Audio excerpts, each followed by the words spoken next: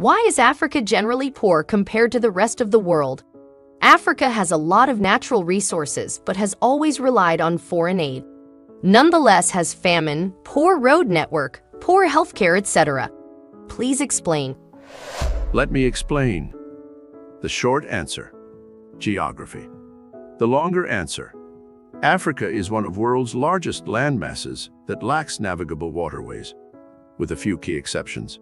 It's not a coincidence that Egypt is one of the few places in Africa where advanced civilization developed. The Egyptians had the Nile, and they had access to the Mediterranean. Of the remaining African rivers that do exist, they are often not easily navigable, or they lack year-round access. For example, the Congo has several waterfalls, and it floods every year to such a point that it creates temporary lakes that are miles in diameter. If you cannot transport goods by water, you are limited to the far more expensive method of land transport. Land transportation is only suitable for high-value goods, such as gold and slaves, which were a major commodity in the trade of various West African kingdoms. If you have year-round water transportation, you can trade your excess crops in a timely manner.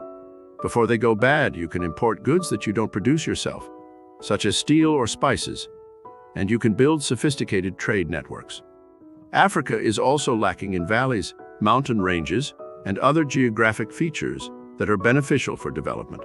When clouds carry rain and encounter a mountain range, wind currents will usually cause them to be compressed to a point A where they will turn into rain, and a much less dense form of cloud will ascend to a new altitude above the mountains while the mountain range experiences rain. Mountains also act as a storage by retaining rainwater as ice and snow, and the melting of the ice and snow during the summer months is what helps to avoid droughts and keep a river navigable during the hot parts of the year. When rivers pass through a valley, that valley acts as a natural barrier against flooding and keeps the flow of the river predictable over time.